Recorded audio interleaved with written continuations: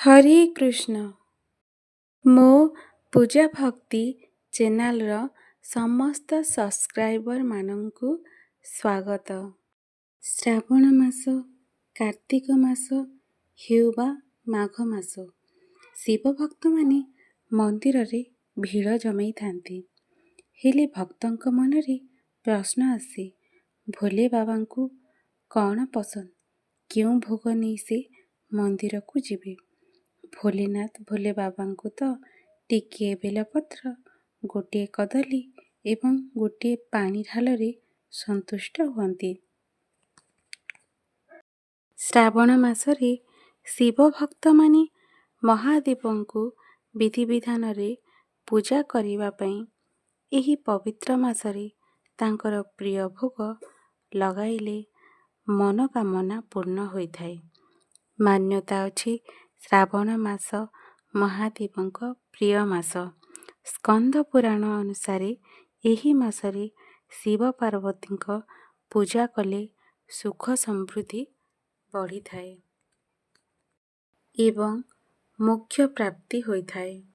आसंतु जानिबा क्यों क्यों भोग लगेई भगवान शिव एवं माता पार्वतींक कृपा लाभ करिबा। चाउल खीरी।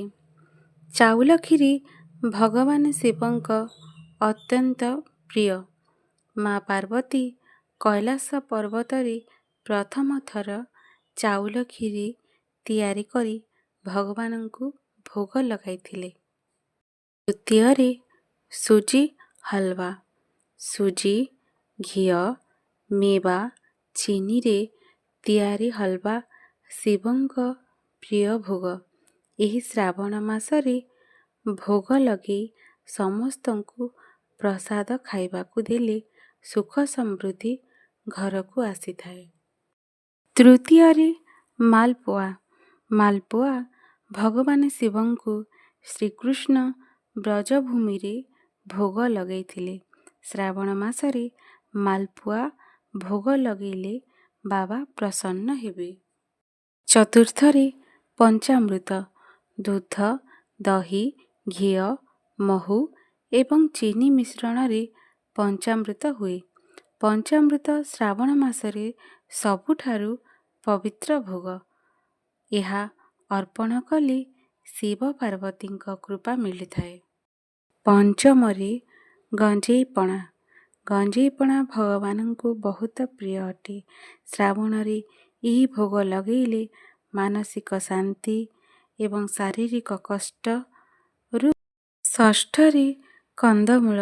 शिवंकु कंदमूल प्रिय अटे। कंदमूल भोग लगांतु सुख समृद्धि बढ़िबो।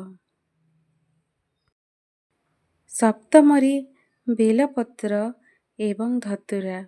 बेलपत्र शिवंक तीनी नेत्रर प्रतीक एवं धतुरा तांक कृपा अटे।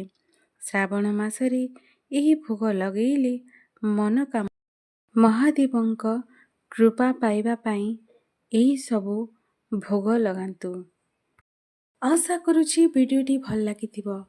भल लागिथिले एही परी भिडियो देखिया पाई मो पूजा भक्ति चैनल को सब्सक्राइब करंतु। रहुछि हर हर महादेव। जय जय श्री।